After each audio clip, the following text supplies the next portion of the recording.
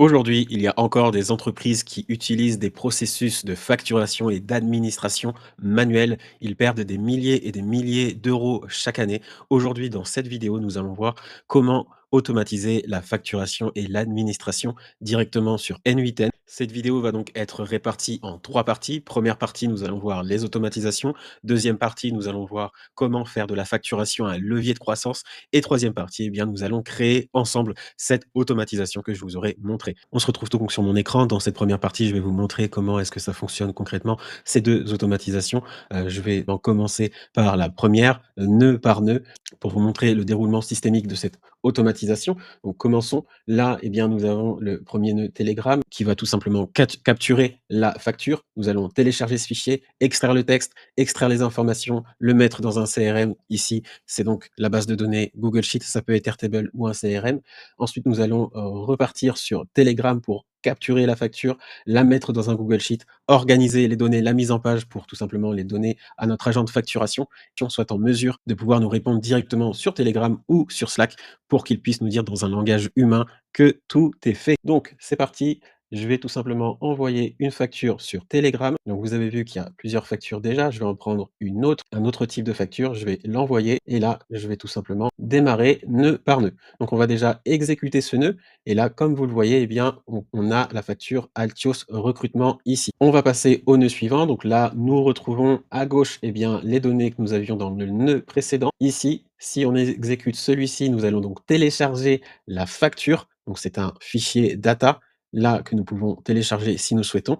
Donc là, ce sera une variable binaire que nous avons. Une fois que nous avons téléchargé ce fichier via notre canal Telegram, nous allons pouvoir l'avoir ici dans Mistral pour que Mistral puisse tout simplement, avec son OCR, puis extraire le texte, comme vous le voyez ici. Donc là, il a extrait tout le texte de cette facture. Une fois que ce texte est extrait, nous allons aller dans l'information extractor.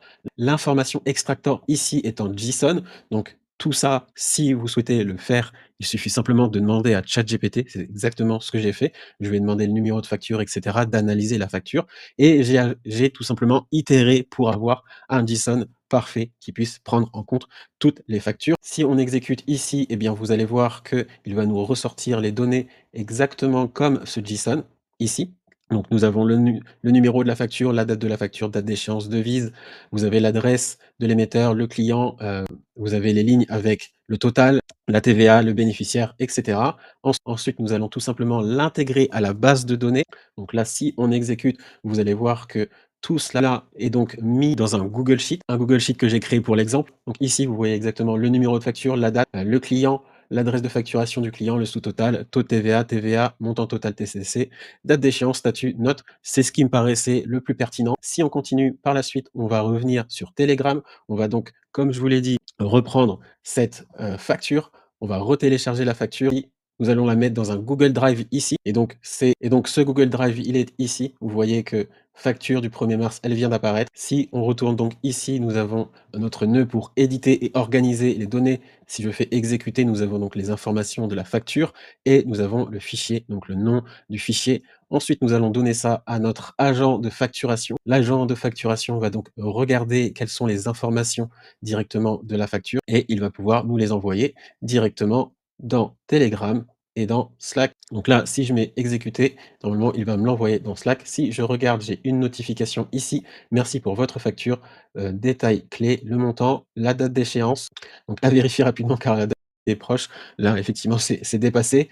Note, aucune information supplémentaire n'est indiquée sur la facture. Fichier enregistré, la facture originale est disponible sur le Google Drive sous le nom facture du 1er mars, accès à la base de données, consultez, mettez à jour ici. Rappel, la date d'échéance est proche du 8 février. Donc ça, de temps en temps, vous allez avoir des rappels comme ça. Si je clique ici directement, eh bien, je vais directement dans ma base de données pour voir où est ma facture. Et sur Slack, vous allez voir que sur mon canal facture. Et donc là, si je recommence pour Slack, eh bien, hop, dans facture, il m'envoie également facture, donc avec le montant, la date d'échéance, etc. Exactement le même processus. Ici, j'ai le lien pour mon Google Sheet. Je peux également accéder à ma base de données beaucoup plus rapidement. Voilà, ça c'est pour du coup la première automatisation. La deuxième, eh bien, on va s'envoyer un mail directement pour le recevoir ici et après vous allez voir qu'il va faire son chemin et il va nous renvoyer une réponse directement dans Telegram et dans Slack aussi. Alors pour vous montrer, je vais m'envoyer un mail pour le recevoir ici directement. Donc on se retrouve dans Gmail. Je vais tout simplement m'envoyer un mail avec cette adresse-là sur mon autre adresse. Hop, voici la facture. Hop, je me l'envoie. On va attendre que la facture arrive.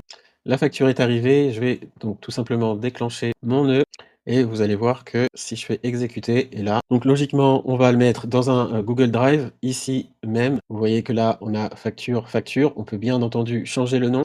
Ensuite, on va trier si c'est un fichier Word, PDF ou texte. Ici, c'est un fichier PDF, donc on va extraire le texte. L'information extracteur, vous l'avez vu tout à l'heure, c'est exactement le même procédé ici et donc normalement, j'ai reçu un message ici, effectivement, pour la facture et j'ai reçu un message aussi ici avec: «Merci pour votre envoi, le montant de la facture» et cetera et cetera.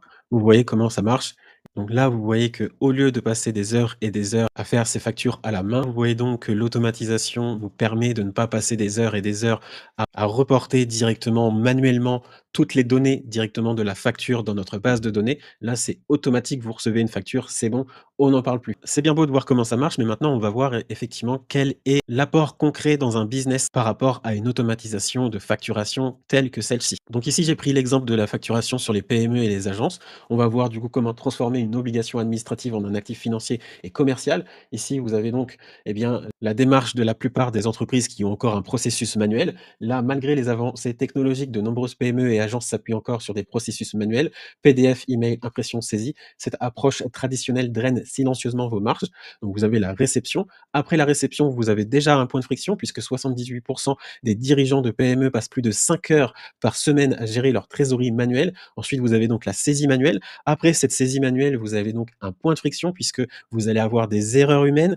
Vous allez ensuite avoir la validation, le paiement et entre le paiement et l'archivage, eh bien, on a encore un point de friction, un risque accru de paiement en double et de fraude. Le véritable coût d'une facture traitée manuellement, eh bien, on ne le voit pas comme ça habituellement, mais le coût total estimé est de entre 14 et 20 euros par facture fournisseur.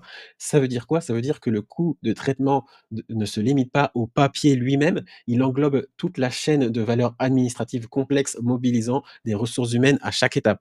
Les étapes: archivage, gestion des litiges, gestion des paiements et retards, rapprochement et validation, saisie comptable et enregistrement, traitement du courrier et réception. Et tout ça accumulé, eh bien, ça nous donne un coût total estimé entre 14 et 20 euros. L'hémorragie financière, l'impact mensuel et annuel, très important de regarder ça de manière factuelle. Donc, si vous êtes noyé sous les frais généraux, cette taxe de l'inefficacité ampute directement la marge opérationnelle de votre entreprise. Ici, nous avons pris l'exemple d'une petite PME. Imaginons que cette petite PME a un volume de 67 factures par mois. Eh bien, la charge de traitement est environ de 937 euros gaspillés chaque mois.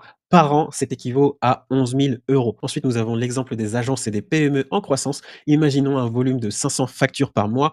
Nous avons donc une charge de travail de 100 heures de travail administratif par mois. Nous sommes là sur 43 500 euros de drain financier. La réforme de 2026-2027, effectivement, il y a cette réforme qui arrive en septembre 2026. La France va généraliser la facturation électronique B2B. Donc, le simple PDF envoyé par email ne sera plus reconnu comme une facture conforme. Il faudra avoir des formats structurés et l'obligation de transiter par une plateforme agréée. Le calendrier, comme je vous le disais, septembre 2026, réception obligatoire pour toutes les entreprises, émission obligatoire pour les grandes entreprises et les ETI et émission obligatoire pour les PME et TPE le 1er septembre 2027. Les risques de la non-conformité sont là. 15 euros d'amende par facture non conforme plafonnée à 15 000 euros par an, 250 euros par omission d'e-reporting, donc plafonné à 15 000 euros par an également, risque critique d'impossibilité de déduire la TVA et rejet des factures par vos clients. Donc, quelle est la solution? La solution, c'est donc l'automatisation par plateforme agréée. Donc, l'automatisation ne se résume pas à un outil informatique, c'est la transformation d'un centre de coût en moteur d'efficacité. Donc, on va tout simplement collecter automatiquement, comme on l'a vu sur l'automatisation via l'OCR, avec un taux de précision de 95%. Nous allons avoir le rapprochement instantané et double validation sécurisée, zéro saisie manuelle et export automatique vers la comptabilité et mise en paiement programmée. Donc, on peut programmer tout ça pour s'enlever toutes ces tâches administratives et se libérer un peu plus de temps pour autre chose. Le point de bascule financier avant-après, c'est flagrant. L'indicateur coût unitaire 14 à 20 euros avant, on tombe à 2 à 5 euros par facture ensuite. Le temps de traitement 15 à 20 minutes, on tombe à moins de 3 minutes par la suite. Taux d'erreur 1 à 2. Après, via l'automatisation, il est quasi nul. Visibilité de trésorerie, elle est parcellaire quand elle est faite à la main et vous avez un tableau de bord en temps réel directement via l'automatisation. Nous avons des résultats bruts, 71 à 80 de réduction de coûts de traitement. C'est énorme. La preuve, par l'exemple, PME et agences françaises. Donc, si on prend par exemple un cabinet de conseil expertise comptable de 9 collaborateurs en France, imaginons que nous avons donc un défi, c'est d'externaliser et de sécuriser la gestion des paiements manuels. La solution est donc l'élimination de la saisie, la sécurisation du contrôle interne, la double validation et la planification exacte de la trésorerie. Pour une agence digitale, le deuxième exemple, ici nous avons comme défi accélérer les encaissements pour financer la croissance. La solution, l'automatisation des tâches répétitives ayant permis de diviser par 3 l'encaissement client. Ensuite, nous avons le dividende de l'automatisation, le temps récupéré. Alors là, comme vous le voyez, l'automatisation de vos processus de facturation vous restitue la ressource la plus précieuse de votre entreprise, le temps. Qu'est-ce que ça veut dire? Ça veut dire qu'imaginons, en temps manuel, on y passe à peu près 100 heures par mois. En temps automatisé, on y passe à peu près 17 heures par mois. Donc, on obtient un gain de temps de 83 heures. 83 heures, ça correspond à plus de 2 semaines de travail à temps plein libéré de l'administratif. On a donc libéré 83 heures, mais que faisons-nous de ces 83 heures? Il faut donc transformer l'administration en croissance. Comment réinvestir ces 83 heures mensuelles pour générer un retour sur investissement maximal? C'est ça le plus important. On va pouvoir tout simplement s'orienter sur un développement commercial. Imaginons que ces 83 heures sont réallouées à la prospection. Eh bien là, on pourrait le valoriser à 12 450 euros si l'heure est à 150 euros. Donc c'est 12 450 euros de temps de cerveau disponible pour signer de nouveaux contrats. On pourrait également établir une stratégie financière, passer d'une gestion au rétroviseur, donc au doigt mouillé, à un pilotage proactif, négocier des remises pour paiement anticipé avec les fournisseurs. On pourrait également aussi faire de l'expérience client et innovation, donc réinvestir ce temps précieux dans le travail facturable, le conseil et la recherche et développement pour augmenter la LTV. Tout cela en conclusion, pourquoi? Pour aller vers une entreprise plus agile et pilotée par la donnée. À l'ère de l'IA, c'est très important de pouvoir piloter son entreprise via la donnée. La loi de 2026 est donc une opportunité déguisée en contrainte. Le maintien de processus manuels est donc un non-sens aujourd'hui économique à l'heure de la digitalisation. Automatiser aujourd'hui, c'est donc garantir sa conformité légale pour demain, zéro amende, zéro retard. Et donc, c'est surtout débloquer immédiatement du capital, du temps pour financer le développement de votre agence ou de votre PME.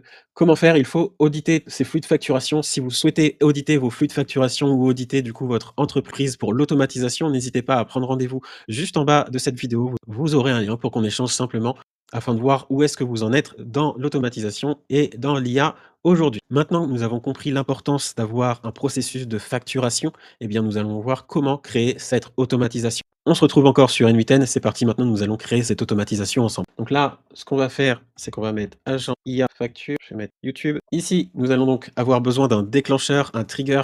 Le trigger et le déclencheur que nous avions besoin, vous vous rappelez, nous avons besoin donc de Telegram. Donc, on va tout simplement prendre Telegram on a message. Et là, il est déjà en train d'appeler. On va le calmer 2 minutes. Ici, nous avons besoin d'un autre nœud Telegram. Donc, c'est get a file qu'il nous faut. Donc, nous allons faire un petit test rapido. Ici, document, je vais renvoyer la facture précédente. Là, si je mets exécuter, eh bien, il n'exécute pas puisque je ne suis pas sur le bon Telegram. Exécuter. Et là, vous voyez qu'on a la facture. On a bien facture Actios recrutement. Ici, nous avons donc notre nœud get a files. Pour télécharger cette facture, nous allons donc mapper. Donc mapper, qu'est-ce que c'est? C'est tout simplement prendre les données qui sont ici et les mettre dans les cases qui sont ici pour pouvoir mapper directement les données et les variables. Ceci, c'est une variable afin de pouvoir exécuter les tâches. Alors là, c'est pareil, il me met en bas de request parce que je ne suis pas sur le bon Telegram. Hop, on est bon, on a donc récupéré notre facture. Prochain nœud, nous allons devoir avoir besoin de Mistral pour son OCR. Donc vous voyez que là, eh bien, j'ai déjà mon compte Mistral qui est mis dessus. Nous avons donc dans l'input, ici à gauche, eh bien, la facture directement. Donc nous avons une variable binaire ici. Ce que nous allons faire, c'est donc exécuter directement. Alors ce que l'on n'a pas vu là tout de suite, c'est qu'effectivement, il faudra à chaque fois vous connecter, créer des credentials. Si jamais vous souhaitez que je crée une vidéo sur les credentials, comment créer ces credentials sur Telegram, sur Mistral, en plus c'est devenu super simple puisque Claude peut pratiquement tout faire pour vous aujourd'hui, Claude Chrome. Donc n'hésitez pas à télécharger Claude Chrome dans votre Chrome si vous avez Chrome. Une fois que nous avons ici, du coup sur Mistral, vous voyez que là, il a bien il a bien du coup extrait le texte directement. Donc ce qu'on va faire, c'est qu'on va se mettre un nœud information extracteur, puisque là, ce que l'on veut, c'est ceci. Nous allons donc mapper directement le texte extrait par Mistral ici, afin que, eh bien, l'information extracteur, eh bien, sache quelles données nous devons extraire. Puis ensuite, nous allons choisir JSON ici.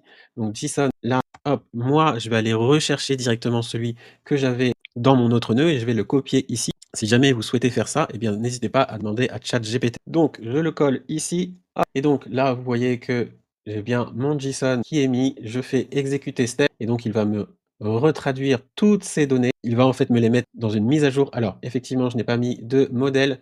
Il faut que je mette un modèle. Ce que je vais faire, c'est que je vais venir ici. Je vais tout simplement faire OpenRouter. OpenRouter, donc si vous ne connaissez pas, c'est une plateforme où vous avez tous les modèles de langage. Et donc ici, ce qu'on va faire, c'est qu'on va prendre Mistral aussi. On va prendre Mistral Small Creative. On n'a pas besoin d'un très gros modèle. Donc, on peut recommencer tout simplement à exécuter la step. Et là, vous allez voir que ça va passer au vert. Et donc, on a bien l'input ici et donc il a bien pris toutes les, variables. Ensuite, il nous faut tout simplement mettre notre base de données. Donc nous, ici, on est sur Google Sheet. Sur Google Sheet, on va en mettre à peine euro in a sheet. On va sélectionner notre fichier. Donc notre fichier, pour moi, c'est facture database. Là, on va choisir la feuille 1, comme vous le voyez. Donc facture database, feuille 1. Et ensuite, on va tout simplement mapper toutes les données que nous avons sur la gauche directement dans ces cases ici, que l'on a créé directement avec l'information extractor précédemment via le JSON que nous avons mis en place. Eh bien, nous allons mapper ici directement tous les noms. Donc, nous avons le nom de la facture, nous avons la date de la facture, nous avons le client, le nom du client, nous avons l'adresse de facturation du client, nous avons donc le sous-total, nous avons le taux de TVA, donc le taux que nous allons mettre ici, nous avons le montant de la TVA que nous allons mettre ici, nous avons le montant total TTC, la date d'échéance, donc nous allons mettre les conditions ici, paiement sous 30 jours à compter de la date de la facture et nous avons les statuts. Donc le statut, on va mettre en attente de paiement. Donc par rapport à ça, c'est une variable fixe. Là, vous voyez que ce sont des variables en expression, ça veut dire qu'en fait, les données vont être différentes et vont être prises en compte. Ici, cette donnée fixe va rester tout le temps en attente de paiement. Ici, elle va changer, vu que les factures vont changer, eh bien les données doivent changer. Donc dans les notes, on n'a pas besoin des notes. Si on fait exécuter, logiquement, on va pouvoir tout intégrer directement dans notre base de données ici, comme vous le voyez. Une fois que cela est fait, eh bien là, il nous manque maintenant un autre nœud. Nous allons enchaîner avec l'autre nœud, Telegram. Donc, Telegram, nous allons encore reprendre get a file.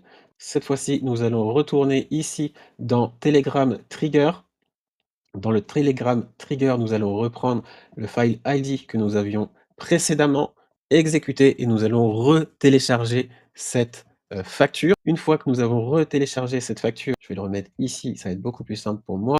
Donc, ce qu'il nous faut, c'est un nœud Google Drive. Ce que l'on va faire, on va aller chercher Google Drive, vous mettez Drive ici et donc vous allez avoir Upload File. Nous voulons le mettre directement dans Google Drive. Pour le file name, il faudra tout simplement mettre facture.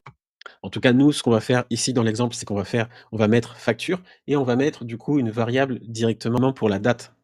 Alors moi, j'ai été prendre ma variable directement pour ma date. Logiquement, de temps en temps, vous allez avoir quelque chose comme ça. Donc 01 mars 2026. Ce que vous faites, c'est que vous faites .set local. Vous allez ici et là, vous allez tout simplement mettre ça, fr en petit, le tiré du 6, fr. Et là, vous voyez que ça nous met, en fait, ça nous met la variable au 1er mars 2026. C'est en fait set local. Ça nous permet d'avoir des valeurs européennes et non pas américaines. Une fois qu'on a ça, et bien là, on va faire exécuter la step. Alors là, je vais aussi le mettre dans facture, ce sera mieux. Donc je vais exécuter la step. Et donc nous voyons que nous avons notre facture qui est ici, facture 01 mars 2026. Une fois que maintenant nous avons mis directement ça dans notre Google Drive, on va avoir besoin d'éditer nos fichiers. Ce que l'on va faire ici, et moi je préfère faire comme ça, c'est tout simplement de mettre information, facturation. Et donc nous allons mettre ça en expression. Ce que nous allons venir faire ici, c'est que nous allons mapper toutes les données dont nous avons besoin à transmettre à notre agent IA. Moi, je vais tout simplement le reprendre dans ce que j'ai fait précédemment ici et vous venez faire ça et vous venez tout mapper ici. Donc, comme vous le voyez, vous devez mettre numéro de facture, date d'échéance, client, adresse de facturation, montant total et vous allez tout simplement prendre les informations vous allez prendre les variables directement dans votre information extractor. Vous voyez information extractor, item JSON, client, facture, date d'échéance, facture, eh bien, elles sont ici. Toutes vos variables sont ici. Une fois que cela est fait, là, vous voyez qu'on a bien une bonne retranscription du coup en langage humain. Donc, si ceci est fait, on est bon. Maintenant, ce que l'on doit faire, c'est tout simplement donner un nom au fichier. Donc, ce qu'on va faire, on va mettre fichier et on va tout simplement prendre le nom ici. Et donc, nous avons bien facture 1er mars 2026. Nous pouvons exécuter. Et là, vous voyez qu'on a bien l'information de facturation, toutes les informations dont nous avions besoin, plus le nom du fichier, le fichier facture 1er mars 2026. Une fois qu'on a fait ça, eh bien là, il nous faut notre agent IA. Donc notre agent IA, on va venir le sélectionner ici, on va mettre define below et ici, on va lui donner des inscriptions. Il lui faudra également un système message. Donc si vous ne savez pas ce qu'est un système message, est un prompt user message, regardez ma vidéo sur les agents IA pour débutants et vous allez comprendre la différence entre les deux. Donc moi, ce que je vais faire ici, c'est que je vais aller chercher aussi mon prompt et mon système message que j'avais déjà fait précédemment pour vous montrer comment vous devez le mettre dans votre prompt user message et dans votre système message. Donc là, comme vous le voyez, hop, je colle directement mes informations de facturation. Là, je vais tout simplement reprendre cette variable et la mettre ici. Une fois que vous avez ça ici, donc pour obtenir ceci, comment vous allez faire? Lien de facture database. En fait, dans votre fichier Google Sheet, vous allez avoir ici partager, vous mettez partager, et normalement ça vous donne un lien, vous mettez copier le lien ici et vous revenez ici et vous faites coller et vous allez voir, vous allez avoir exactement le même. Donc là, vous allez avoir ça vous aussi, mais par rapport à vos données à vous. Une fois que vous avez ça, il vous faut votre système message pour finir. Alors, pour votre système message, là, ce que vous allez faire, c'est que vous allez mettre en expression directement, vous allez ouvrir cette page et vous allez coller ça ici. Donc, je vous montre un petit peu mon système message. Rôle système, tu es un assistant de facturation efficace qui extrait les informations clés des factures et génère des réponses concises pour l'utilisateur. Spécification de la tâche, remercie l'utilisateur d'avoir soumis une facture, extrait le montant total, la date des échéances, etc. Détails et contexte. Si vous voulez ce prompt, n'hésitez pas à faire imprime écran, comme ça vous allez avoir tout directement. N'oubliez pas de remettre le lien de votre Google Sheet ici, au cas où. C'est plutôt sympa pour votre agent IA d'avoir toutes les informations nécessaires. Donc une fois qu'on a tout ça, on va exécuter. Donc là, vous voyez que on a a chat model subnote must be connected. On n'a pas mis de cerveau. Donc ce qu'on va faire, on va lui mettre un petit cerveau à notre agent IA. Là, c'est parfait. On va revenir ici, open router, on va reprendre Mistral. Hop, une fois. Donc là, on le met comme il faut. Là, ce qu'on peut faire aussi, c'est lui mettre un petit cerveau. Donc on va lui mettre une mémoire simple. À notre petit agent IA, on va lui mettre 10 de contexte window length. On va également changer ici la session ID. En fait, il faut qu'il ait en entrée le message que l'on a directement sur Telegram. Donc ici, on va venir ici et on va prendre le chat ID. Donc le chat ID, comme ça, en fait, il a exactement le canal Telegram que l'on utilise pour avoir les messages entrants. Et donc là, on est sûr qu'il va retenir les bons messages. Si on teste ici, eh bien, vous voyez que la mémoire, on a l'input, on a l'output, on a également là notre cerveau, donc rôle du système, etc.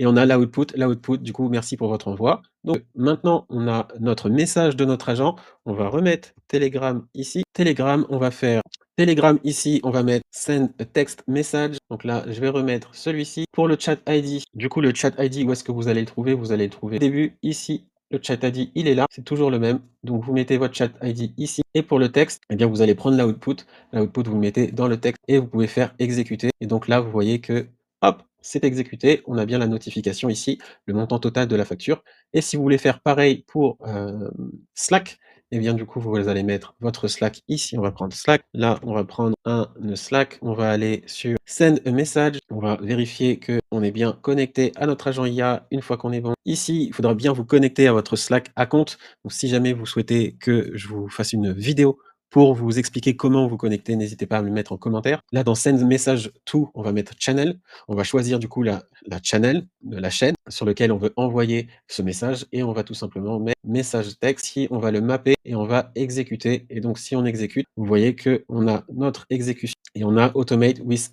N8N Workflow. Si on ne veut pas de ça, eh bien, on va dans Include Link to Workflow et on va tout simplement enlever ça. On va réexécuter ce message et là, vous voyez qu'on n'a plus rien du tout. Vous pouvez accéder à la base de données des factures. Donc voilà, là, on est tranquille. On a fini de construire du coup notre agent IA de facturation. Donc après, ce qu'il vous resterait à faire, c'est simplement du coup les petites finitions.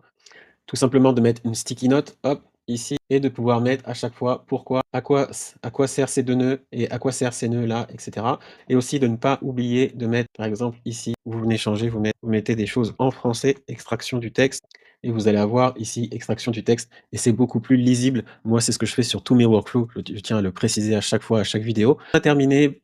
Félicitations à vous si vous avez créé cet agent IA en même temps que moi, eh bien, vous avez automatisé vos processus de facture. Il ne vous reste plus qu'à mettre un petit like et à vous abonner pour la force et on se retrouve pour la prochaine vidéo. À bientôt!